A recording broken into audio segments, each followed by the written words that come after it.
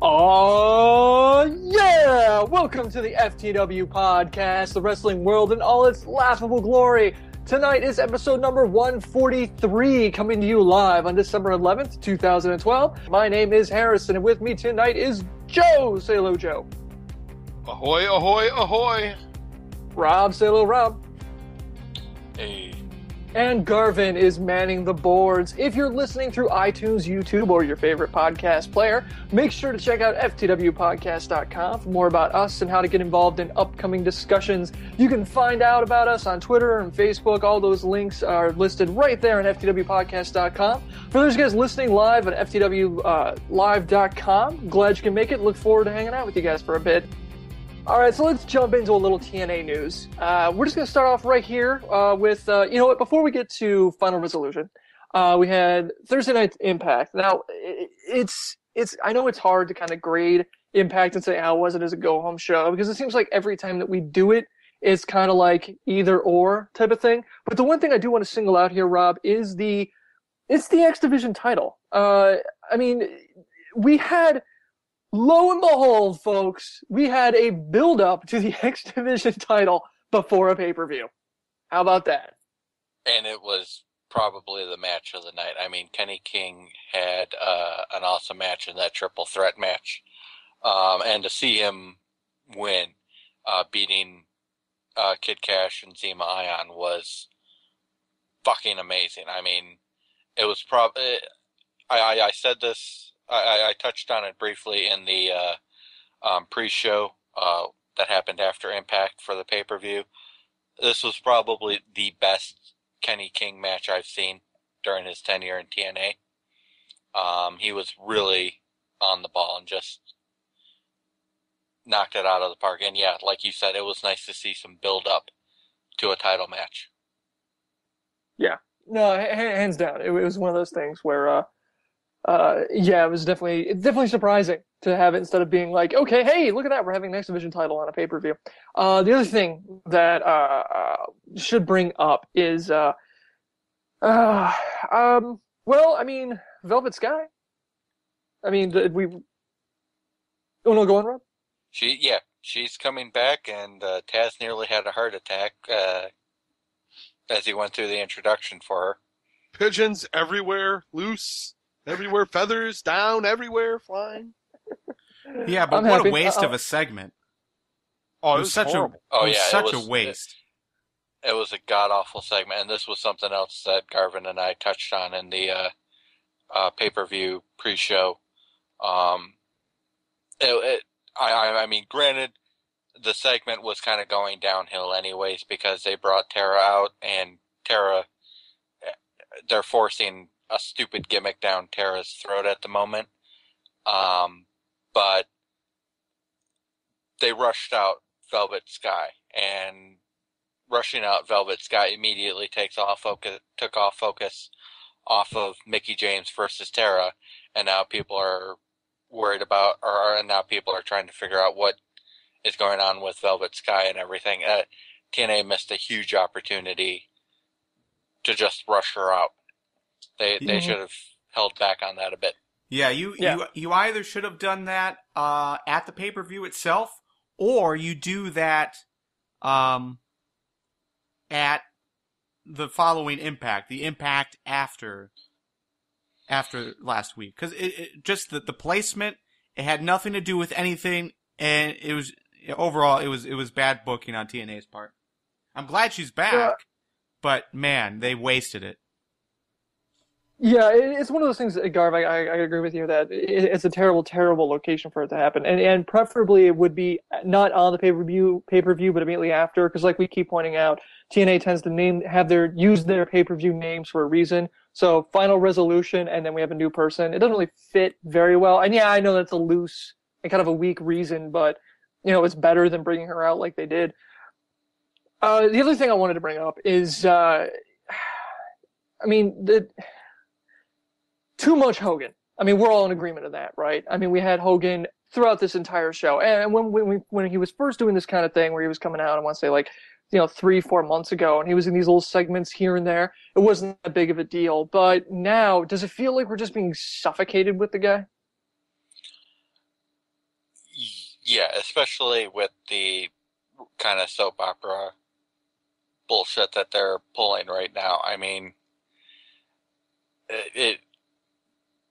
I'd prefer to see them scale back on involving Hogan a little bit. He's the general manager. He should be working behind the scenes. Yeah, and the thing is if they were to use him properly, it would be better. But like how he came out to book the Austin Aries versus Bully Ray match, that again was like another weird scenario that doesn't really fit what is going on and what people want to see. And that's the problem with Hogan's involvement, is just, he's just there when he doesn't need to be. Yeah, part of that reason every time though. But part of that reason you have to ask is that due to booking? Is that due to Hogan's ego? Is it due to some contract thing maybe? It just feels like regardless of whatever the reason is, it's just a terrible situation for TNA to be in, because at this point you can almost feel like it's kind of holding them back a little bit. I mean, this whole Bully Ray, Brooke Hogan storyline, everything, it's so garbage. What's wrong with Mark? Come on. Well, there are some redeeming points to the storyline. I like. Yeah, we get Austin Aries and Bully Ray in a match. That's really it. Well, that, and I like Bully Ray trying to get Hogan's trust. Those are solid points that you could work with. Outside of that, they could find a much better way to do it. Yeah, but Rob, I can understand where you're coming from, but with this, it just smacks of AJ Styles and Christopher Daniels, where we were saying, dude, we were saying the same thing then. We were saying this is a crap storyline, but both these guys are doing a really good job with what they have. Again, we're in a main event storyline with the two top talent at the time, and here we are again talking about this crap, soap opera-esque storyline that they're involved in. And the only redeeming feature we can say is that, well, at least the two guys are doing a good job. Right. I mean, at what point do they break the cycle? Yeah, that's true. I didn't really think about that, but that's a very good point. We did say the same thing. And again, I don't know. With TNA though, it's almost acceptable. It's almost acceptable knowing that what they do outside of the ring isn't going to matter once they get inside of the ring. Inside of the ring, we're still going to get good pay-per-view matches. We're still going to get, quality feuds, but yeah, we have to sadly deal with excess crap. See, that's the problem though. When it comes to this kind of entertainment, the idea of you saying it's redeemable and, well, you just have to suffer through it. It's like, no, they should fix it so we don't have to suffer through it. It bothers me because the reason why it bothers me is, like I brought it up, this is the same situation we were in not 3 months ago. And it's like, this isn't like a WCW storyline that they're recycling from, 8-10 years ago, or something that they borrowed from ROH. You guys just did this. Right. And we're still going through it. And they killed it. That's the thing. That other thing that bothers me. They took that AJ Lynch storyline out behind, and they put two in the back of the head, and then now they're doing it again. That's because it didn't die. It's a zombie. It really is. Thank you, Joe. Thank you. It is. It's a fucking zombie. And what really hurts for TNA is Garvin's wrong. TNA fans don't have to sit and suffer through it. They can turn it off. Exactly, Rob. Thank you. Yeah, and that's the real problem with this, is that at any point you can just flip the channel. And yeah, that's what I did last night to Raw. We'll get to Raw later. All right, so final resolution going into Sunday. Okay, here we are. We're coming into December. Last month, we gave TNA the win last month on pay-per-views, right? I think so, yes. Yeah, okay, so do you think that final resolution, given what we know is happening with, CM Punk's getting his knee scoped and everything, do you think final resolution, as it happened, is basically WWE has the work cut out for him to try and top this pay-per-view? Definitely. Final resolution was fucking amazing. It was a really solid pay-per-view. Most of the matches were pretty good. A few of them were really exceptional. My biggest problem was that, the main event of Hardy versus Rude had a lot to live up to, given some of the matches that followed beforehand, like Aries and Bully Ray, AJ Styles and Christopher Daniels. There were a couple of matches that I think outshone the main event. Well, like what? I mean, if you had to pick your favorite match of the night, what would that be, Rob? I say it's a tie between the two matches I listed: Austin Aries versus Bully Ray, and AJ Styles versus Christopher Daniels. Both of those matches were really, really damn good. Yeah, but I mean, when we were going to AJ Styles or Christopher Daniels, yeah, it's like what, part 18 of their feud. But I mean, then it's almost like a gimme. I mean, come on, right? They always do great. Right. They do, and they managed to come up with new stuff. Bully Ray versus Austin Aries was good. I didn't much care for the way they chose to end the match, but it allows them to continue the storyline, I guess. Okay, Garth, what do you agree with that, or do you disagree? To which point that those were better than the main event? How the match ended. Are you with Rob saying it was kind of meh, or did you kind of like how it went? I was fine with the whole thing. I'm fine with it personally. Thank you. Excellent point. Okay, so. The X Division Championship, specifically. I mean, we had the build-up. Kenny King does not win it over RVD, and so now we got to go through another month of RVD holding the belt. Which I predicted, by the way. Yeah. So, I mean, do you think this hurts the division? I mean, because we were talking about... Not really, because go on, Rob, go on. Oh, sorry, go ahead. Well, no, the reason I say is, do you think it hurts? Because one of the things that we talked about going into the X Division, and specifically with, it wasn't last week because I wasn't here. It was 2 weeks ago when they did the open fight night. They had all the past gut check winners on, and we kept saying, these are the talent that they got to put in the X Division. And we were excited because it was like, well, then it's true. RVD is just a placeholder. That was the Thanksgiving show. Okay, that was the Thanksgiving show. So we're looking at 2 weeks, 3 weeks. Well, regardless.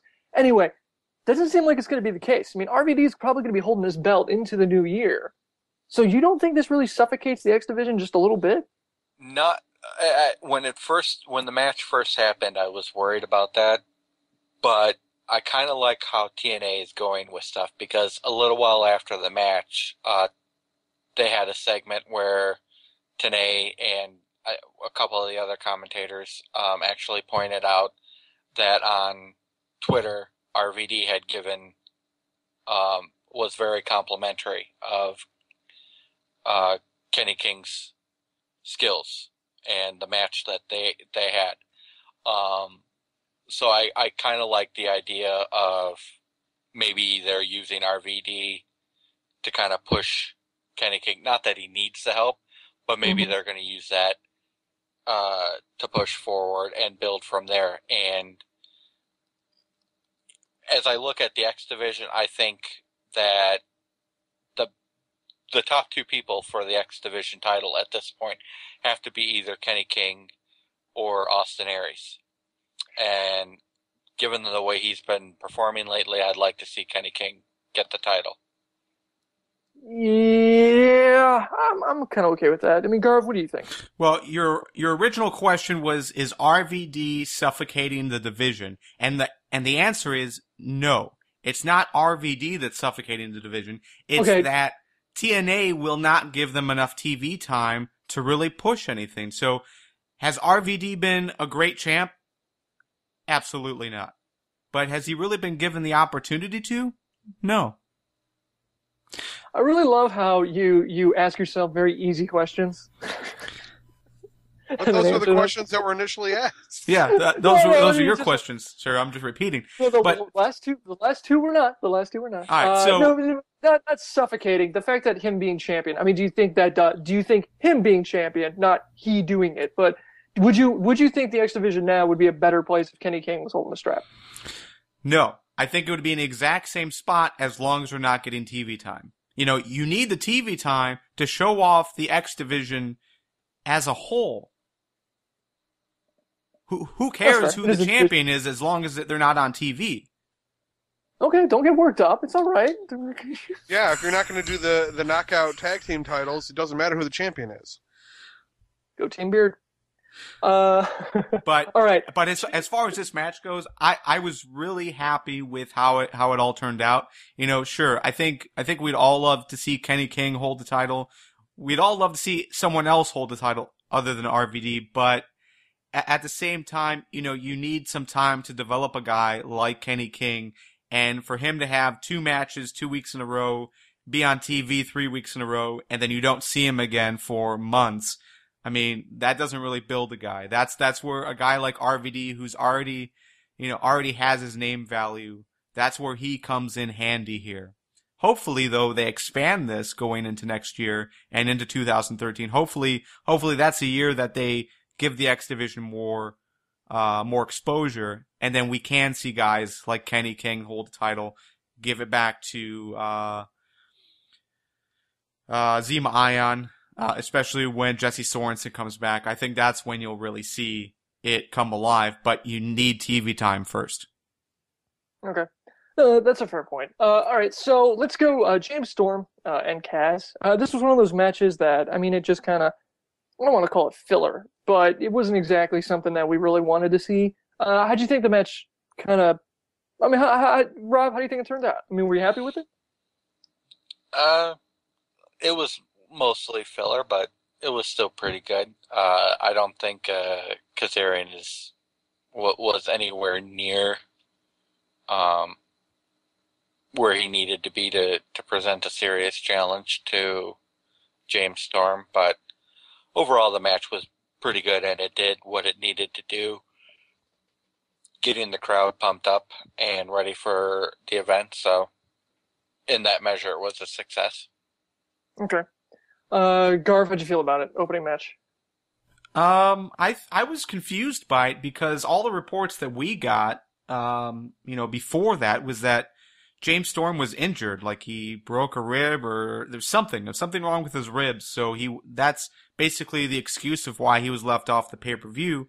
But then he still has a match, and the match it was actually pretty good. It was filler.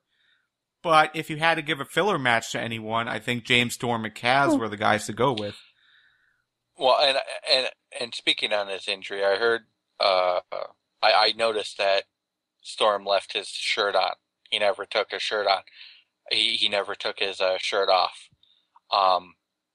possibly to hide any tape he might have. But if his ribs were injured, if he's got a legitimate injury, sending him out for a match was a really risky thing to do for TNA. Yeah, very risky. But as far as the match goes, I was okay with it. It didn't really do anything. It didn't lead anywhere. It was just a waste time. And I thought, as far as a time waster, it was acceptable. Opening contest though, it didn't really get me excited. I don't think it got the crowd excited. So I would have put that somewhere else in the card, such as in between the AJ Daniels match and the main event, to give some kind of buffer, but we'll get into that part a little bit later.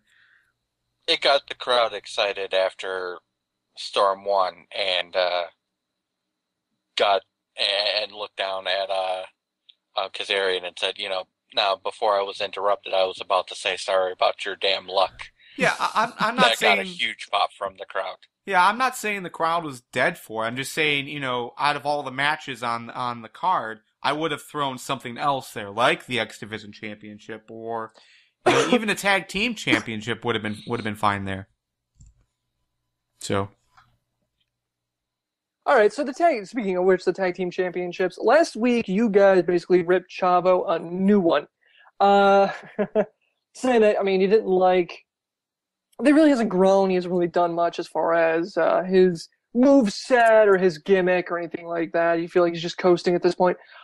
Given the fact that, with the match that happened, as it happened, and the fact that he's still holding the belt with Hernandez, how do you feel about that? Rob? Well, since it was me saying it, I'm still there. I'm still feeling that Chavo Well, that's right. Yes. is not living up to what he should be. He's not as good as he should be.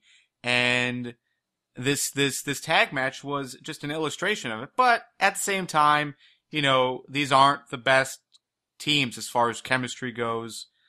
But it doesn't seem like that. It doesn't seem like TNA's got like a definite plan where they want to go with the tag team division. So maybe just to try and help capture some of the Latino audience, they're going to keep it there.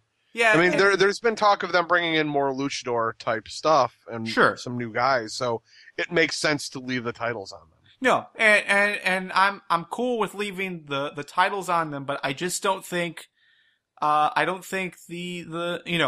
and maybe it's just me because this is how I feel, but I don't think that the crowd is behind Chavo at this point. It still seems like they're just feeling him out, trying to see what he can do. And really, like, he came back saying he was going to be dominant and that he wanted to fight like the best guys. And here he is in the tag team division against, not the best guys. But at this point, Garvin, do you think this could possibly be, maybe not necessarily a shortcoming with Chavo, but a shortcoming with, Hernandez? No, because we know what we have. Chavo is supposed to help Hernandez? We know what we have with Hernandez, and Hernandez can be good, but, generally, Hernandez is not the most consistent. With Chavo should be consistent, and he hasn't been. Well, I think one of the problems, too, like I was saying, I don't know if it was on the pre-show or last week, one of the problems with Chavo is he's never really been good as a tag team wrestler. Chavo's always shined as a singles competitor. And I think that might be part of the reason for what we're seeing from Chavo, or the lack of what we're seeing from Chavo. It's the fact that, he tag team wrestling has never been his specialty, whereas with Hernandez, it's exactly the opposite. Hernandez has never really done well as a singles wrestler. He's pretty much a tag team specialist. Yeah, I guess I can see your point there. But I mean, when we talked about this last time, I was the one who said that Hernandez is the one I want to see in Chavo, and I still maintain that. I still like seeing Hernandez grow as a wrestler. He's kind of stagnated the past few weeks, kind of, gone back to his usual stuff. And Chavo, yeah, he's just not. If you didn't know, here's the thing about Chavo: if you were watching TNA for the first time when he first came out, and you had no idea who he was or what that name meant, dude's boring. Dude is boring as hell. If you did not know what that name meant, he really is not that exciting. He's just not. He's okay on the mic and he's all right in the ring. And Garvin, you're right. He should be better, and he's not. And he should be better to hold the tag team championship. Sure. He's not. So. Well, okay, so here's a question. Go ahead, Joe. Ask your question. I'll say here's a question out of left field, though. Do you think Chavo is actually holding himself back by doing a lot of Eddie's old moves? Yes. Yes. God, yes. That's another thing that I think, not just me, but some of the other, like both Garvin and Harrison, I think have said, one of the biggest problems with Chavo Guerrero right now is he's trying to be Eddie Guerrero, and he will never, ever be Eddie Guerrero. Yeah, and that's also being talked about in the live chat, Rob. What was that? Sorry, Rob. That's also being talked in the live chat. They're saying the same thing, that he needs a new move set. Yeah, what about bringing back Kerwin White? In all seriousness, something totally something that's totally not the stereotypical Chavo Guerrero. Well, then you're still relying on an old gimmick. I'm thinking if Chavo's going to do it, he's got to come out as Chavo, not Chavo. I mean, not, Chavo, but like he's got to come out as him. He can't come out as an homage to his brother. He can't come out with an old gimmick. He's got to come out and he's got to kind of reinvent himself a little bit. That'd be an homage to his uncle. I'm sorry, his uncle. The Guerreros, that's one of those things where the Guerreros and the Hearts, I need two charts in front of me laying out how they're all related. I don't mind Chavo using the frog splash. No, that I don't man. mind. It's the Three Amigos triple suplex thing. Yeah, Oh, he God. cannot. The Three Amigos is where Chavo really falls short. He cannot do that anywhere near as quickly as Eddie Guerrero did. And But with a he's move doing like it- that, But he's at least doing it double time than when he did in WWE. Well, that is yeah. true. Yes. It You looks could, better, but it's still slow. you could Yeah. time a bathroom break to when Chavo starts busting out starts busting that out. You could just get, all right, well, I got at least 15 minutes. You All could right. get a Divas match within that. Hey guys, listen. I don't want to talk about Chavo anymore. Can we talk about Matt Morgan and how awesomely they've built this guy? Yes. Yes. Matt Morgan looked fantastic in this match. They have built him up as this monster again, and the one point that I think I made this on Thursday on our special is that they are doing exactly what we wanted them to do as far as two things. One, bill him as a monster and make him a monster, and two, give him someone else to talk for him. That's why this partnership was made, at least in my eyes. It looks like Joey Ryan is the mic guy, and the partnership between the two is not great, but as long as Joey Ryan is on the mic and Matt Morgan is destroying people, it works really well. Oh, yeah, hands down. Yeah. And it's further proof that TNA listens to this podcast and steals all of our ideas. Exactly. And I mean, that was one of the high points of the tag team match was when Hernandez and Morgan got in and just started matching strength with each other. That really worked well to continue the build of Morgan as this, as the tough guy, as the strong, as this unstoppable monster. I mean, a couple of times he even overpowered Hernandez. And not only tough, but also just crazy. Like the cape, the whole thing. Matt Morgan's got this I'm a giant and I'm insane gimmick going for him. And it works so well because, like you're saying, Joey Ryan. He doesn't have to say anything. He just stares into the camera from his cape. He just stares into the camera with that cape like, I'm going to fuck you up. And just throwing it out there, his beard right now is pretty awesome. How did I know you were going to bring that up? All right. Bully Ray and Austin Aries. We're not getting, I mean, given the circumstances of how this thing was booked, are we still happy with the match? Oh, yeah. Okay. So, yeah, we had to suffer. This is like, we had to suffer through Thanksgiving dinner with our in-laws, but at least at the end we got turkey.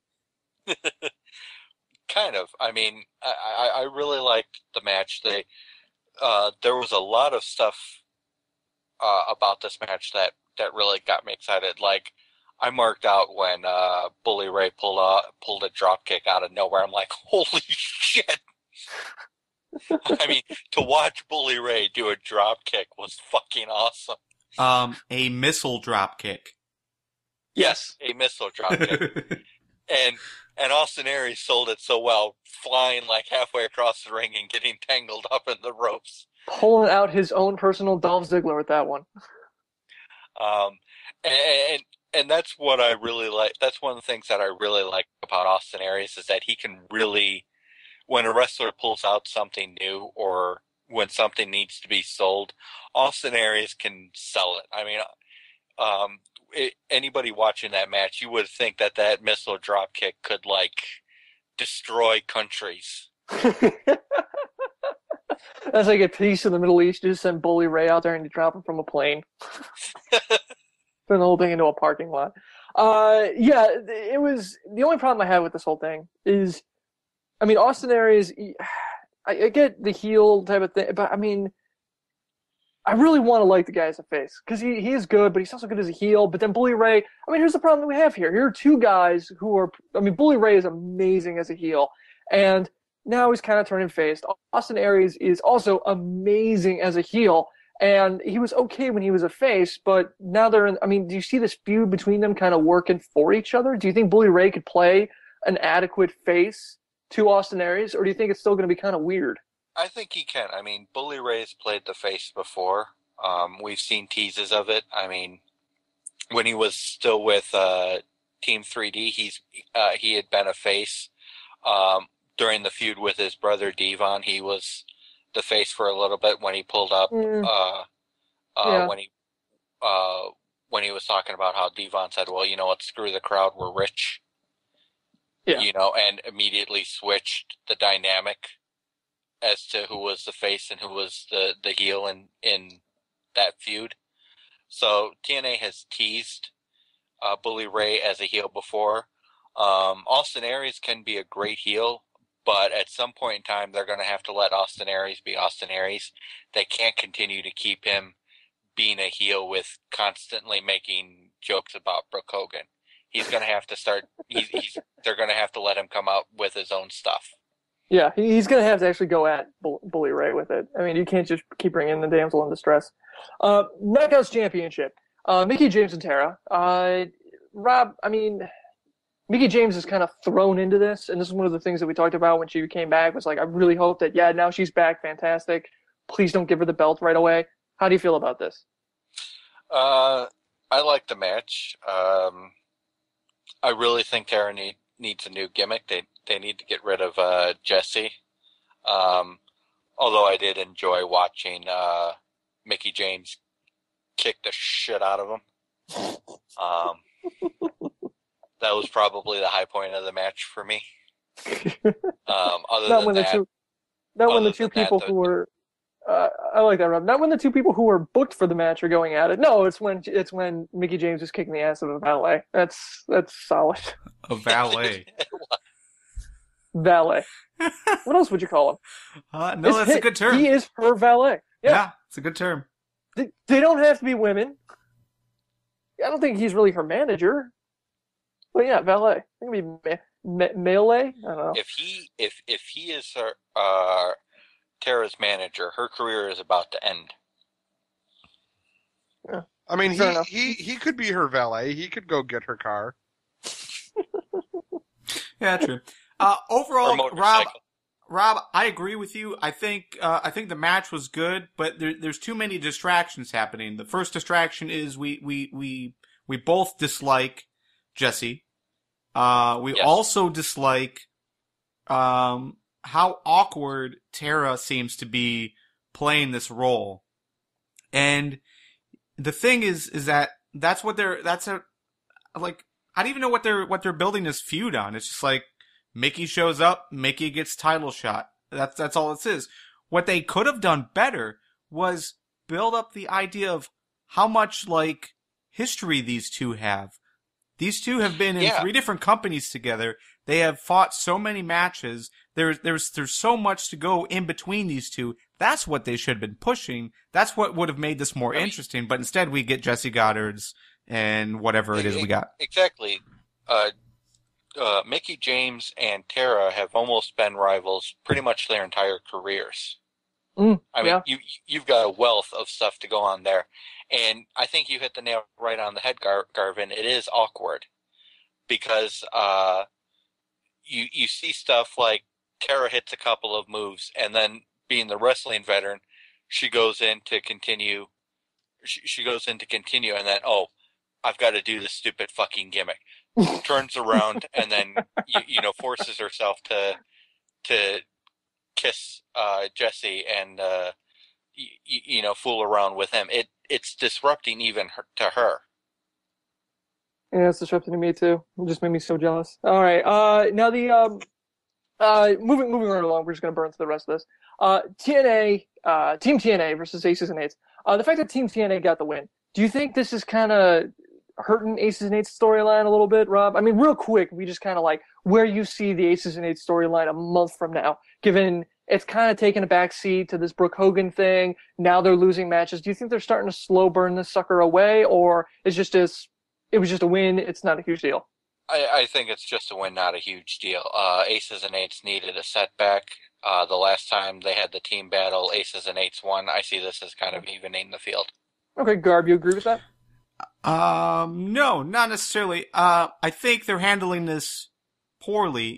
It's not just one loss for Aces and Eights. They've lost pretty much every match they've had except for Devon winning the title, and which was due to shenanigans, and Doc defeating Joseph Park. Those are your 2 wins of Aces And and the Eights. last team battle they had to get unfettered access to TNA. TNA Yeah, that won. one too. Or Ace and Ace one. I See, just like I think, Sure, I think okay. that, do All right. shenanigans. But all right, still, but this is, I think. Well, shut up. Okay, so every time I try and talk, Garvin's like, but still, okay, Let me get my point in. I got a beard. Go on. exactly. I've got a beard too, bitch. So mine's better. I think. Sorry, Joe. Well, it's longer and there's more meat products in it, but I think that That's what she this said. is really, haha. This is the point where Aces and Eights will end up revealing another member. I think that they're going to end up they're going to do something where we're going to know another member of Aces and Eights. I disagrey with that only because, like, the next 3 weeks of TNA is gonna be taped, and I don't think they're gonna do that on a tape show.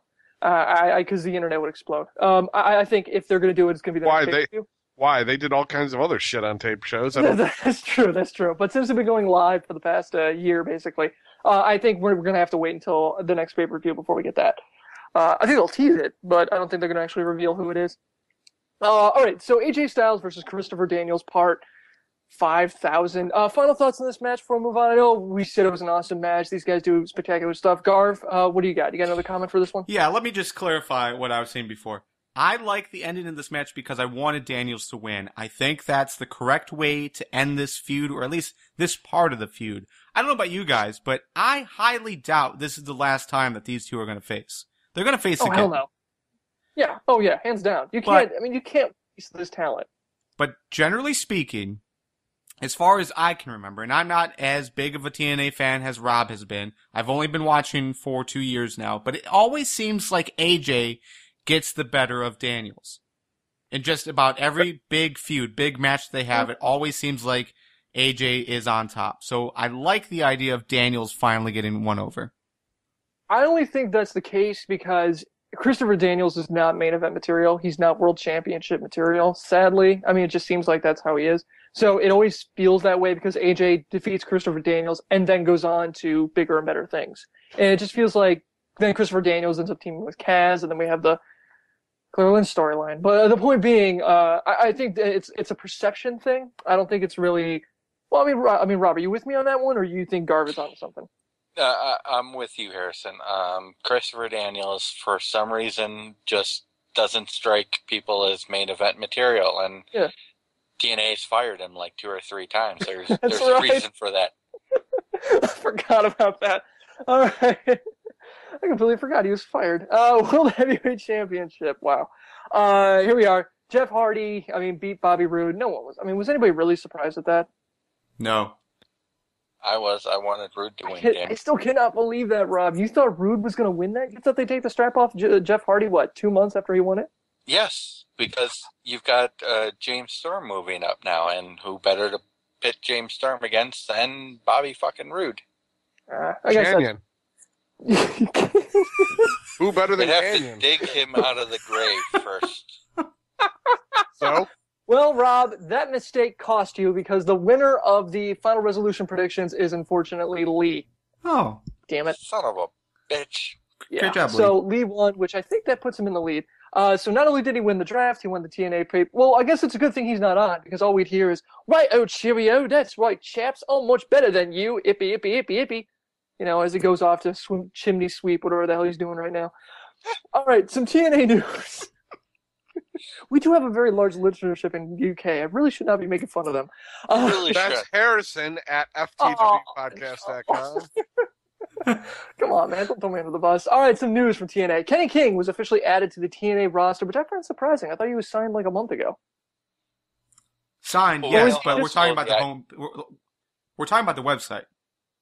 Oh, okay. I was about They to say. finally You know how updated the slow website. The TNA IT department is. They only work 1 month out of the year, so they got to get it all done now. Well, that's what happens when you use Blogspot for your host. That's exactly it.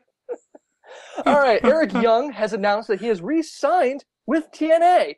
No news or details as to what that entails, like if there's some limitations on when he'll show up or not. Do you think this is going to, I mean, I don't want to get too far into this. Do you think this is going to stretch him thin? Because his other show was picked up too. So do you think we're going to see more of him, or do you think it's going to be one of those things where he'll only show up 6 times out of the year? I imagine they're taping right now because that's why they wrote him off. I mean, he was written off TV, so he's got a good 2-3 months before he would be physically able to return anyways. I see what you're saying, because his show's not because TNA is taping the next 3 weeks. Okay. Right. Rob, Joe, I mean, what do you guys think? Yeah, I'm with Garvin on this. I think they write him out of the storyline so that he can tape his other show, and then he'll come back in to things later on in TNA, which I think is good. Eric Young is great for getting the crowd fired up, if nothing else. Okay. Rob's pretty accurate on that. I mean, he'll stick around. He'll tape a show. He'll come back from that quote unquote injury, and then when it's time for him to go tape another season, he's going to go off and go get ODB some more chicken and disappear for months on end.